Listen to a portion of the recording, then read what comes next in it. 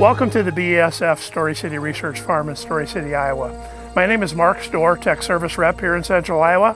And I'm Bill Backus, Midwest agronomist for BASF covering Iowa. So today we're going to talk about high yield management and the entire BASF soybean acre and how we can impact that. So today I've got a soybean plant here in my hand.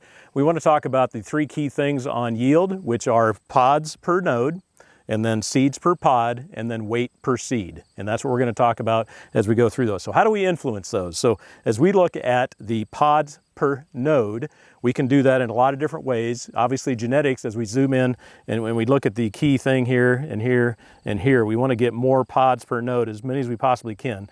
Genetics is one big piece of that, and that's where we want to start. And we start looking at with the genetic side of the soybean and picking the highest yielding genetics that we possibly can. We also want to look at population, so we can influence that with population. We've got some trials here at the Story City Farm that we'll have data available from. We also want to look at row spacing. That's one other thing that we can look at. We also look at fertility programs. It's other pieces of the puzzle that all impact the number of pods per node. Obviously, weather and rainfall, Mother Nature's still in charge of that, and that's one of the big pieces of the puzzle there. So when we look at the seeds per pod, that's all about genetics as well. So you can randomly find a 4 or 5 bean seed per pod, but most commonly we're in the 3 seeds per pod. And as we break this thing open and we look at the seeds that we have here within that, they're nicely developed. And as we look at where we're at today, this actually happens to be a 1.6 relative maturity soybean, nicely developed seed for this point in time of the year. And again, we want to make sure that we impact that and we continue to grow that. So how do we protect this? Now that we've gotten to this point, we want to look at the weight per seed, and that's where I'll turn it back over to Mark. Right, Bill, and a lot of that has to do with plant health. And I got a great example here of a soybean plant that hasn't been treated with a fungicide, and we some pretty significant frog eye leaf spot infection on this one leaf. So that tells us that this particular plant is now dealing with that infection, and it's going to continue to ultimately affect the total production of this plant. So it probably should have been treated with a fungicide like Revitec prior to the infection occurring. Because what we want to do is prevent those losses.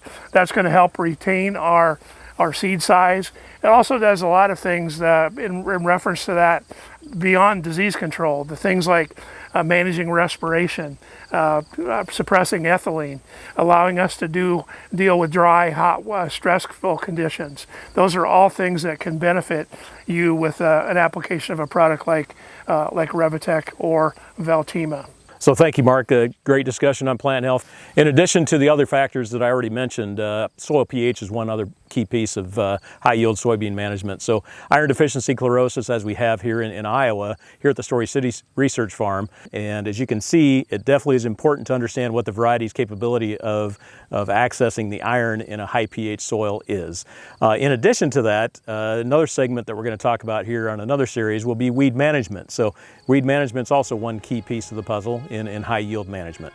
For more information, if you want to learn more about the soybean varieties or more about BASF plant health and products and crop protection products, please contact your local retailer, please contact your local BASF rep, or feel free to look on our website, basf.com.